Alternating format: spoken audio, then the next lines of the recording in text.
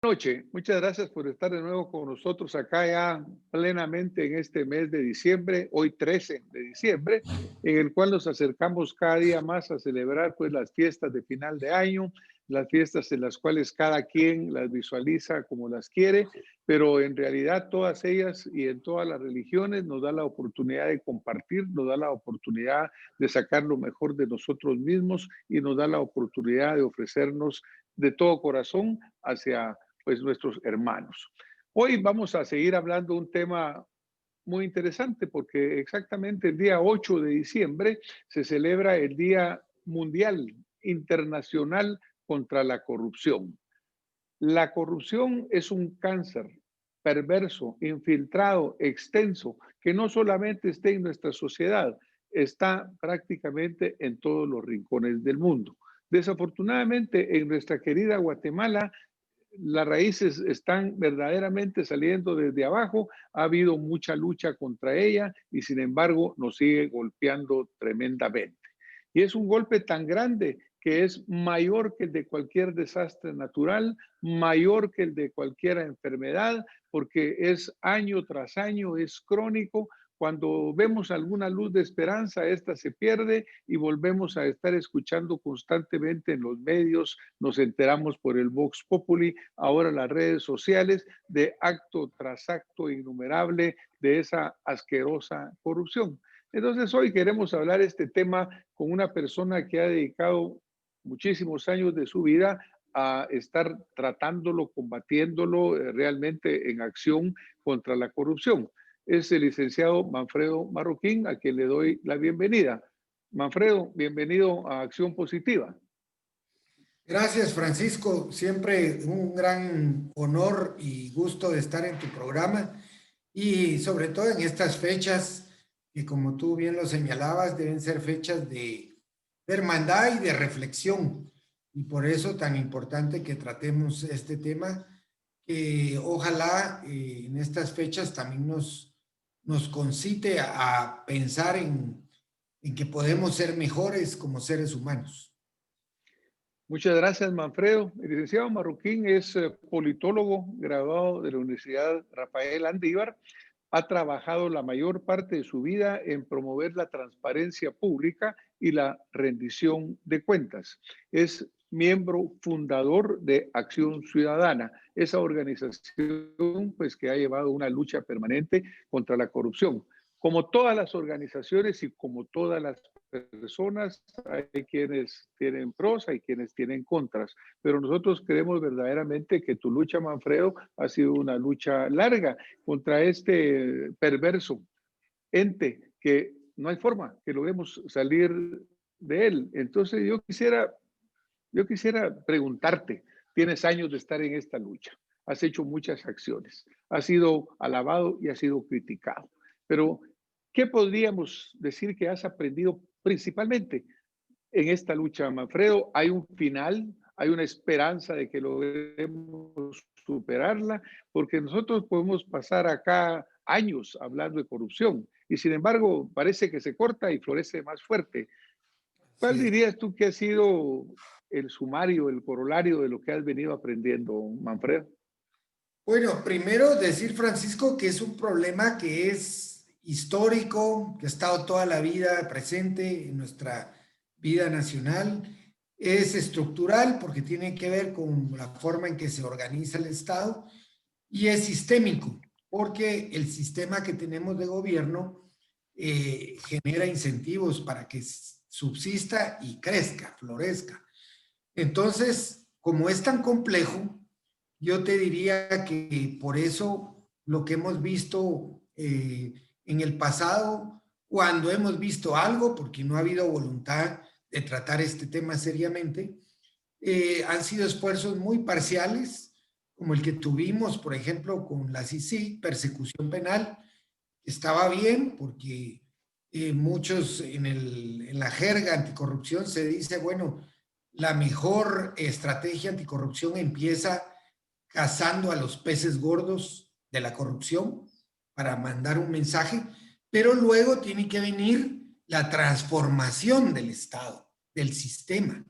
Si te quedas solo en la persecución, pues si sigue el sistema que genera corrupción, pues tendríamos que construir muchas cárceles para estar metiendo a la gente ahí, encerrarla, pero en Guatemala hicimos parcialmente la lucha penal contra la corrupción, pero eso no llevó a que se cambiaran los sistemas, las estructuras, y es lo que es la tarea pendiente que tenemos. O sea que ningún gobierno en los últimos 30 años le ha querido entrar. Es decir, ni siquiera se quedan a nivel del discurso. Qué bonito hablar en contra de la corrupción, pero bueno, ¿cómo la vamos a reducir al mínimo posible? Eso no lo hemos visto todavía, Francisco. Es una tarea pendiente. Muchas gracias, Manfredo. Pues obviamente yo creo que tú en lo que nos acabas de mencionar, mencionas cosas fundamentales. Primero, es estructural. Está metida, como hablábamos al principio, a través de todo el sistema del Estado, porque incluye los 3 órganos del Estado en una forma muy amplia. Ahora, quitar a unos simplemente le abre oportunidad a los que vienen atrás. Si unos empujan a los otros, está como la mafia, ¿verdad? Que un jefe denuncia al otro para quitárselo de enfrente.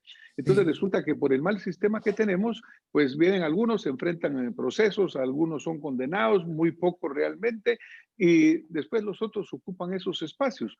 Porque yo creo que aquí parte del problema fundamental, lo hemos comentado con gente que mira el programa, tú sabes que este tema lo hemos venido tocando, lo hemos venido mencionando. Y algo que, por ejemplo, nos señalan es, mire, es que aquí el principal problema empieza con estos funcionarios que llegan, ya sea electos o nombrados por los electos. Entonces, como que la genética parte a partir de un sistema político perverso en el cual, por ejemplo, la ley electoral y de partidos políticos permite que todo el tiempo se esté repitiendo exactamente lo mismo y salimos de unos, pero caemos con los otros. ¿No crees tú que la ley electoral y de partidos políticos sería un buen inicio de cambio?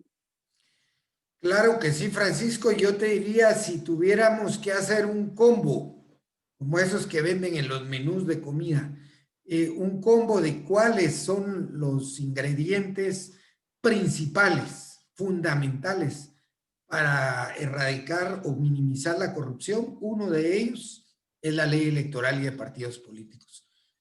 ¿Por qué? Porque tú bien lo señalas, la ley genera una dinámica en donde prácticamente la dinámica genera incentivos solo basados no en una competencia de ideales, de ideas, de propuestas, de planes, de capacidad, sino básicamente genera una dinámica económica, política económica, digamos, porque para hacer política electoral se necesita mucho dinero. Luego, es una ley muy formalista en donde te exige mantener estructuras que al final no aportan nada a un plan de país, no aportan mucho en ideas, y entonces lo que se convierte en un partido político es en una estructura, digamos, en un tipo franquicia, le llaman, yo le llamo empresa electoral, que se mantiene simplemente para darla como vehículo, como taxi a alguien que tenga mucho dinero, y ese alguien que tiene el dinero para financiar esa campaña, pues básicamente lo que hace es vender los puestos de elección. Cada vez más vemos que a nivel de alcaldes, de concejales, de diputados, los primeros lugares en los partidos tienen precio. O sea, hay un precio para ocupar esos primeros lugares. El sistema permite eso, porque en la mayoría de países, no importa el lugar en que tú vayas, la gente puede elegir del listado de candidatos a diputados que lleva un partido, puede elegir al que va en el número 8, en el número 20, en el número 13. No, no es como acá. Acá al partido te pone al que va en número 1, te pone al que va en número 2. Y por eso terminan cobrando esas plazas, porque son plazas casi seguras. Y luego entonces convierten al Congreso en en un gran bazar, porque eso es un gran bazar, en donde la primera piñata es el presupuesto de la nación. Ahí tienen que llegar ellos a pegar, quién pega más duro con el palo para obtener por lo que ellos pagaron, que es, ellos pagaron, hicieron una inversión y quieren sacarle rentabilidad a esa inversión. Y ahí se va prostituyendo todo el sistema. Luego los diputados eligen a los jueces, los diputados haciendo corrupción necesitan impunidad para no ser juzgados, entonces tienen que elegir magistrados y jueces corruptos y ahí ya vas, todo el engranaje sigue, se retroalimenta y eso es lo que tenemos hoy en día. Y como tú bien señalas, si no cambiamos esa ley, no estamos en nada. Estamos repitiendo la misma fórmula fallida. Exacto, entonces yo creo que sí pudiéramos o coincidimos en que parte del principio debería ser una reforma a ese sistema Así electoral y de es. partidos políticos, porque por ejemplo cuando nosotros hablamos de partidos políticos suena muy bien, altisonante, ¿no? Pero en Guatemala no existe partidos políticos, No, yo ni siquiera plataformas, son vehículos. Si te das cuenta en este momento no hay ningún partido político de larga duración. Todos ellos están integrados porque intereses que se quieren de llegar en un cierto momento y obviamente el Congreso se vuelve ese gran bazar, porque también hay que quitarle muchas de las cosas que hacen los congresistas que no deberían hacer. El Congreso pues debe fiscalizar, esa es una función, debe legislar y debe intermediar, pero acá hemos visto que todos los diputados, aunque no, disculpa, he usado mal el término, no puedo generalizar imperfectamente, una buena cantidad de diputados tienen empresas constructoras solapadas a través de testaferros y resulta que todo lo que hacen lo reparten hacia ahí. Se menciona que cuando el gobierno quiere impulsar una ley, compra a los señores diputados. También se menciona, no existe la prueba, pero Vox Populi así lo señala. Entonces yo creo que ese es un problema fundamental. Otra gran debilidad es las instituciones. Por ejemplo, la Contraloría General de Cuentas, que debía ser tan fundamental. Entonces, la debilidad institucional, Manfredo, es otra de los grandes problemas que deberíamos de resolver. claro, pero la debilidad institucional viene precisamente de ese epicentro que decíamos es el bazar del Congreso, porque ahí se encargan de colocar a un contralor dócil, un contralor cooptado, un contralor comprado, y entonces ese contralor, pues lo que hace es rebajar, disminuir todas las capacidades institucionales de la Contraloría y a qué se dedican muchos de los auditores, a extorsionar. Eso es el trabajo de ellos. Mire, yo le limpio este reparo si paga tanto. A eso se dedica en realidad la Contraloría, no a hacer una auditoría fiel a los hallazgos que se encuentran. Y otra vez vemos incluso reparos de auditoría que son ridículos, que normalmente se hace a los buenos funcionarios, porque también hay que decir que hay buenos funcionarios en todo gobierno. Por malo que sea el gobierno, no logra cubrir todas las plazas. Y siempre hay un buen funcionario, pero esos buenos funcionarios, que son la excepción, son los que más le sufren a la Contraloría, porque contra esos va, porque ahí, como no hay pago, ahí va, pero el debilitamiento institucional viene del epicentro, que es el Congreso. Porque si eligieran un buen contralor te pone lo mejor en la primera línea de las auditorías, te identifica dónde están los grandes focos de corrupción. Bueno, Ministerio de Comunicaciones están robando la plata siempre. Un buen foco es, por ejemplo, todo el tema de grandes compras en el Estado, medicamentos. Haces una priorización de tu auditoría y vas cubriendo y vas generando el impacto y el efecto disuasivo de que estás haciendo cosas reales. Pero como tenemos contralores normalmente comprados para que hagan un pobre desempeño institucional, entonces la institución va bajando, bajando, bajando, hasta que prácticamente tenemos adornos de institución, que es lo que tenemos en la mayoría de casos. Pero es efecto de la corrupción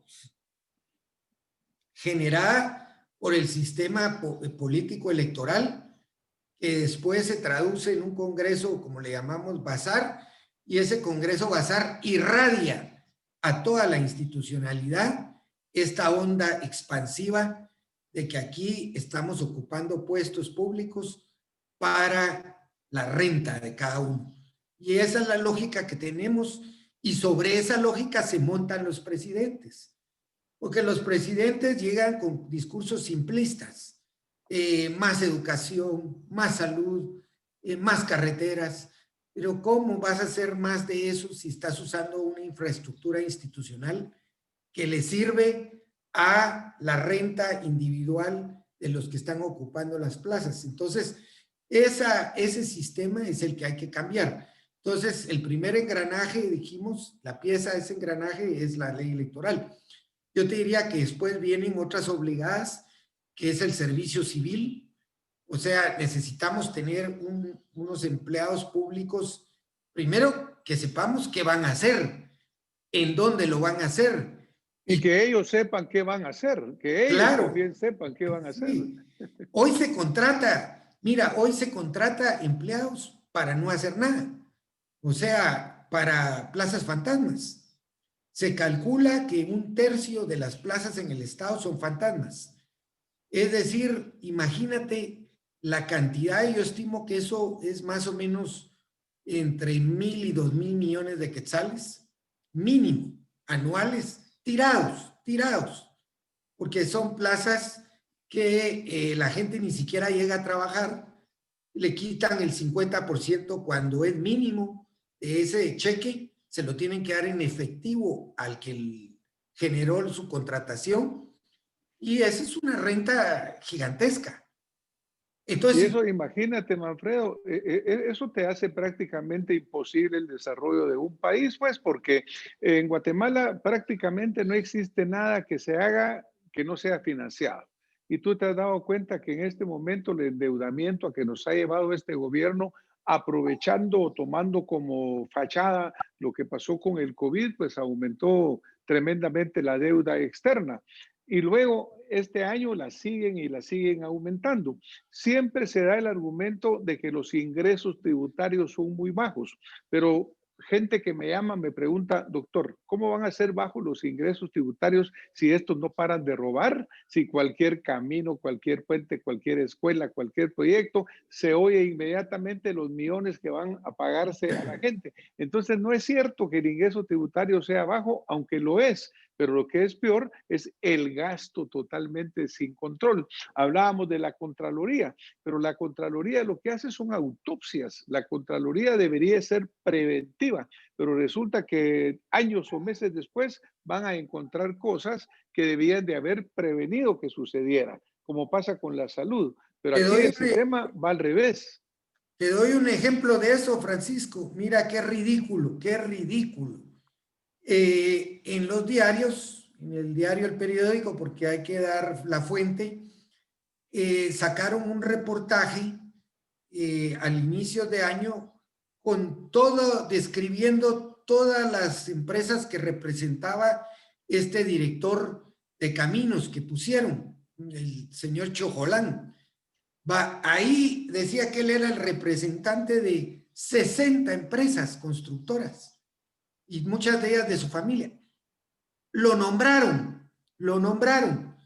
Ahora resulta que la Comisión Presidencial contra la Corrupción está investigándolo. Mire, señores, ¿cómo, para qué van a investigar algo que si ustedes lo pusieron sabiendo el conflicto de interés que había abierto de esta persona? O sea, todo lo que se hace, como tú decías, son autopsias, pero son autopsias solo para taparle el ojo al macho, no son para buscar la verdad, porque la verdad está en que jamás se debió haber nombrado a una persona con semejante conflicto de interés, jamás. Entonces, que vengan a decir que ahora van a investigar a alguien que nunca debió haberse nombrado porque se sabía que iba a irle a dedicar los recursos a sus empresas, discúlpame, pero es vernos las caras de pendejos.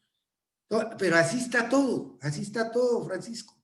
Todo Sí, el... porque tú mencionas a este señor, pero también constantemente en esa misma fuente que tú mencionas, el periódico y otros medios, se saca que ahí es innumerable, directores, secretarios, subdirectores, todo el mundo tiene una tremenda cantidad de empresas y todas ellas van a la teta del gobierno, pues a sacarla prácticamente y a dejarla sin recursos. Ahora volvemos a caer prácticamente en lo mismo. Tú bien mencionas, ese señor nunca debió haber llegado a ese puesto, porque existe un proceso, existe un procedimiento, hay requerimientos, pero se lo pasan por el arco del Así triunfo, es. como se dice normalmente, y ¿qué vamos a tener? Corrupción ¿Por absoluta. qué? Porque no hay un servicio civil. Un servicio civil son procesos de selección del personal, como lo hace cualquier empresa. O sea, tú tenés la necesidad de que alguien cubra una función pública o privada y tú vas a hacer un perfil de lo que necesitas. Entonces dices, bueno, yo necesito que este sea un ingeniero en sistemas, que tenga conocimiento de estas aplicaciones, de estos, de este hardware, de este software, no sé, pero vas haciendo tu listado y haces entrevistas, contratas al mejor, el que tenga mejores credenciales. Eso hace un servicio civil o una oficina de recursos humanos de una empresa. En el Estado ya se perdió eso, pero se perdió eso, Francisco, hace 30 años. Entonces lo que estamos cosechando es estar pagando una planilla absolutamente improductiva, inerte. Entonces, ¿qué esperamos? ¿Qué desarrollo puede venir de eso? En la mayoría de países del mundo se busca en la administración pública ahora un principio y es que para entrar al servicio público tú tienes que tener barreras muy grandes de entrada. O sea, cada vez exigir más estudios, más conocimientos, más experiencia. Y la barrera de salida la abrís. Entonces tenés que tener procedimientos muy expeditos para expulsar al mal recurso humano. Aquí está al revés. Aquí la entrada está abierta. Y después cuando tú te quieres deshacer de un empleado, no se puede. Imposible, prácticamente Va, no lo podés sacar. no Pues lo mira, puedes. Manfredo, Es al revés como estamos. claro, pues mira, Manfredo, como el tiempo en televisión se nos va caminando, nosotros pues la verdad que quisiéramos dejar un regalo a esta Guatemala que tanto amamos, que tanto queremos, que hemos estado pues luchando por ella, tú en tu campo, todos, muchos buenos ciudadanos. Yo diría que para dejar un regalo sería, señores, busquemos formas de acabar con esa corrupción. Como el tiempo se nos va, yo quisiera sumarizar un poco. La primera que yo creo, después de escuchar lo que tú nos mencionas y en lo cual coincidimos, es un cambio real en la ley electoral y de partidos Así es. políticos. Esa sería el inicio, porque mientras no tengamos funcionarios correctos, honestos y funcionarios que lleguen a servir y no a servirse, esto es interminable. Ellos nombran a toda esta partida de corruptos que saben que son contratistas del Estado y no les importa, porque probablemente están recibiendo ellos también una tajada. La segunda, diríamos que debería ser la ley de servicio civil, definitivamente, para tener funcionarios honestos. También, obviamente, el fortalecimiento institucional. Eh, ¿Qué quisieras agregar acá, Manfredo, como otro de los factores que debemos de luchar por conseguir? Digo, el tiempo se nos está yendo rápido, así que ¿qué quisieras tú dejar acá de mensaje a nuestra gente aquí en Acción Positiva? Bueno, yo te diría que hoy solo hablamos de dos instrumentos porque, bueno, se traducen en leyes, pero más que leyes son sistemas. Y un sistema, como tú bien sabes, está integrado por muchos componentes. Y el problema real de Guatemala es que como en el Congreso ya no hay discusión, porque no hay gente con capacidad de discutir, porque llegaron ahí pagando el puesto, entonces estamos en ese círculo vicioso. Necesitamos nuevos sistemas, pero eso los aprueba el Congreso. Pero si el Congreso no puede ni siquiera discutir estos temas porque no tiene capacidad, entonces ahí es donde viene la cosa porque lo que ha pasado con estos cambios, reformas que han hecho a leyes, es que las hacen peor porque no tienen concepto. Las Porque modifican para beneficiarse. Exacto, solo orientados a aumentar su beneficio. Entonces yo te diría que el problema es grande y por eso mi reflexión final es solo el pueblo salva al pueblo, como dice ese dicho en las manifestaciones, esa proclama. Solo tenemos que ser como ciudadanos más exigentes, menos tolerantes con la corrupción y los gobiernos ineptos y corruptos, y tenemos que salir a protestar si es necesario para decir un basta ya, porque no, como país, Francisco, no vamos a ningún lado más que a más crisis, más, tú sabes, Guatemala es el país con los peores índices de desarrollo humano de América Latina, ya compitiendo con Haití. Hoy salió hace unos días este nuevo indicador de las niñas con menos talla del mundo. Somos el quinto país con menos talla del mundo, niños, peleando ahí con países que declaradamente viven en hambruna permanente. Entonces, sí, los problemas son demasiado graves y también que la gente tome en serio el voto. Ya no vaya a votar porque le regalaron, porque le ofrecieron, que medite por quién vota, que mire qué persona es, qué trayectoria de vida ha hecho, no lo que dice ni lo que ofrece, que eso cualquiera lo puede hacer. Gracias, Francisco. Muchísimas gracias, Manfredo. Pues te agradecemos de nuevo esta contribución que nos haces en el programa. El licenciado Marroquín ha estado con nosotros varias veces acá y cada vez pues nos deja mucha información. Vamos a ir terminando. Yo solo quisiera recalcar que la calidad de la democracia depende de la calidad de los ciudadanos, pero los ciudadanos también tienen que tener la posibilidad de poder votar por quien ellos quieran votar. Como esta perversa ley no lo permite porque vende plazas y nos meten esos grandes listados nacionales, entonces lo primero que tenemos que hacer de cambio es un cambio a la ley electoral y de partidos políticos. Mientras esa no la cambiemos, desafortunadamente el ciudadano no va a poder ejercer ese derecho, esa conciencia que tiene. Cuando yo miro a los miles de guatemaltecos que van a las plazas públicas, que se expresan, ellos necesitan también forzar un cambio en el cual verdaderamente puedan proyectar ese amor que sienten por Guatemala y el deseo del cambio. Manfredo, muchísimas gracias por haber estado con nosotros esta noche. Nos tenemos que retirar. Gracias, te deseamos una muy feliz Navidad en unión de tus seres queridos y en Realmente. unión de todos los guatemaltecos que merecemos una vida mejor.